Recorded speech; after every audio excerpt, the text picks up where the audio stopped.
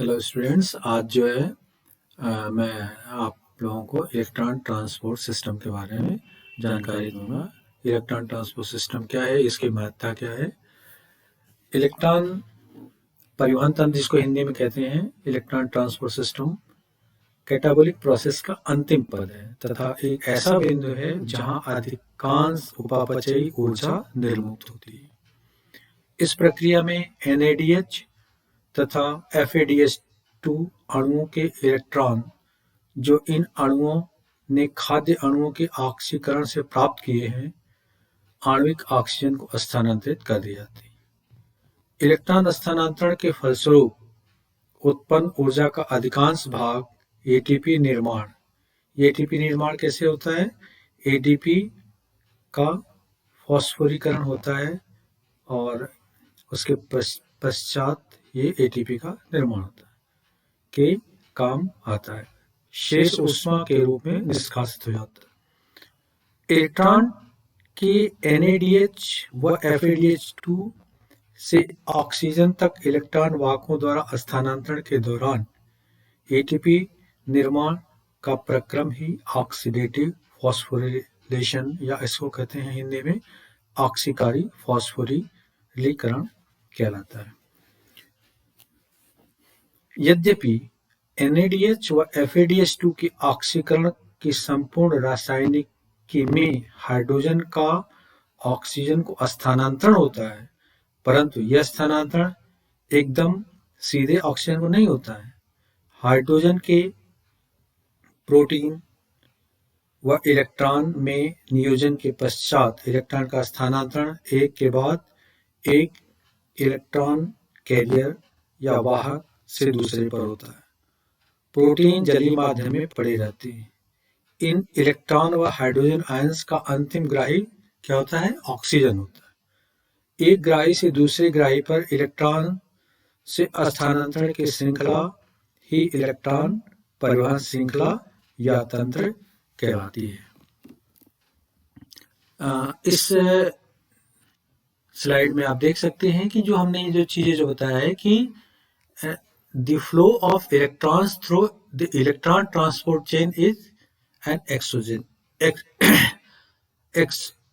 exorganic process। ठीक है, तो ये इसमें जो हम देख सकते हैं एक्सोथर्मिक है, जो कि एनर्जी निर्मुक्त करती है, ऊर्जा को निष्कासित करती है या ऊर्जा उत्पादन होता है इससे।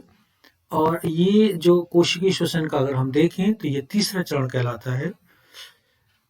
ये इलेक्ट्रॉन ट्रांसपोर्ट चेन जो हमने जैसा अभी पहले आपको बताया इसमें कि ये जो है ये जो एक कैरियर से दूसरे कैरियर में इलेक्ट्रॉन हाइड्रोजन आयंस का ट्रांसफर होता रहता है और फाइनली वाटर मॉलिक्यूल का फॉर्मेशन होता है। ये आप इसमें देख सकते हैं माइटोकॉन्ड्रिया का, ये माइटोकॉन्ड्रियल मैट्रिक्स है और जो आउटर मेम्ब्रेन और इनर मेम्ब्रेन के मध्य इंटर मेम्ब्रेन स्पेसेस हैं, जहाँ पे आप देख सकते हैं कि क्रीज चक्र जब चलता है, जो इसमें NADH मॉलिक्यूल जो अपचयित होकर के जब यहाँ से ये फ्लो इनका प्रारंभ होता है, आप देख सकते हैं यहाँ पे ये जो इलेक्ट्रॉन कैरियर्स हैं, यहाँ पर ये ADP का फॉस्फोरीकरण होता है।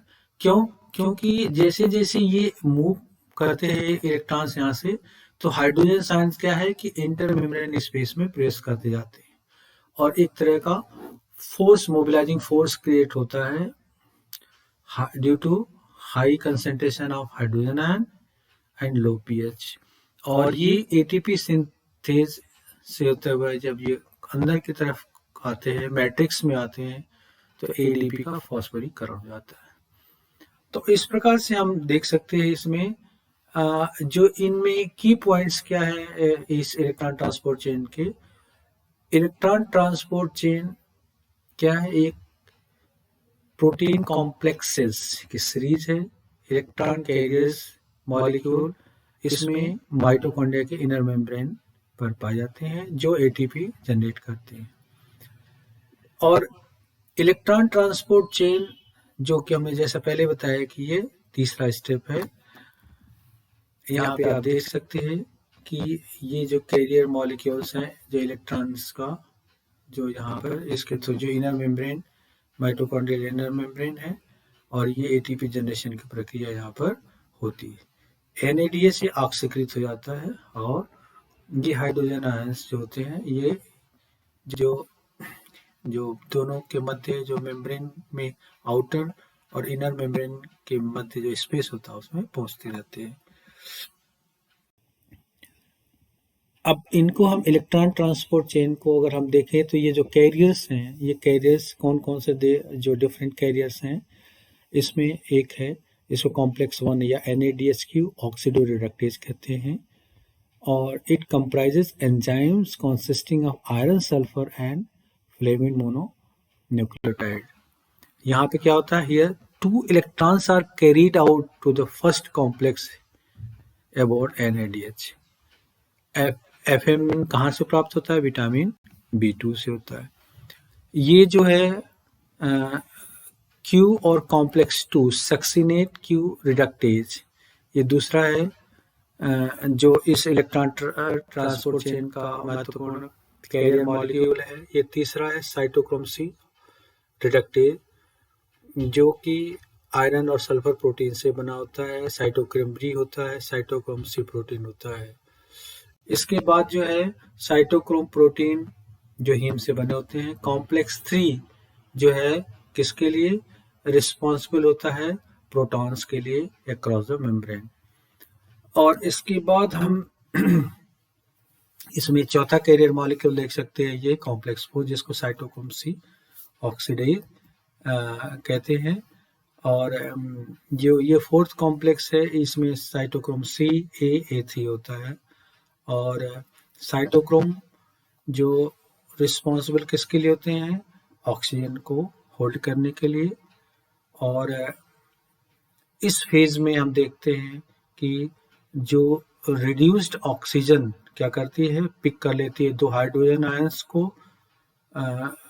जो वातावरण के सराउंडिंग से, और ये वाटर मॉलिक्यूल्स का फॉर्मेशन करते हैं। जो ऑक्सीडेटिव फॉस्फोरिलेशन होता है, जो केमी ऑस्मोटिक हाइपोथेसिस जो होती है, जिसमें हमने बताया था कि जैसे जैसे हाइड्रोजन आयन जो दोनों मेम्ब्रेन के मध्य पहुंचते हैं, तो ये हाइड्रोजन आयन कंसंट्रेशन बढ़ता है और pH इनका लो होता जाता है, जिससे एक जो है मोबिलाइजिंग फोर्स क्रिएट होता है। और इसके परिणाम स्वरूप ये ATP सिंथेसिस होते हुए ये हाइड्रोजन आयन जब मैट्रिक्स में प्रवेश करते हैं तो ये क्या करते हैं, ADP को ATP में कन्वर्ट करते हैं।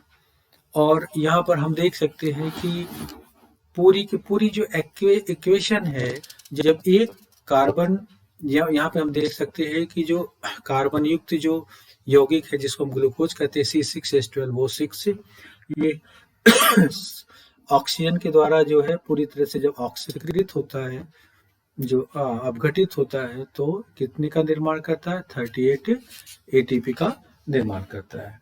तो ये इस और परिणाम स्वरूप जो बाई प्रोडक्ट्स के रूप में और चीजें कार्बन डाइऑक्साइड और वाटर मॉलिक्यूल इसमें एलिमिनेट होते हैं। तो इस प्रकार से ये जो संपूर्ण इलेक्ट्रॉन ट्रांसपोर्ट सिस्टम, या जो इसको इलेक्ट्रॉन ट्रांसपोर्ट चेन भी कहते हैं, ये प्रक्रिया जो है माइटोकॉन्ड्रिया के इनर मेम्ब्रेन पर पूर्ण होती है। So this is all about electron transport chain. Thank you.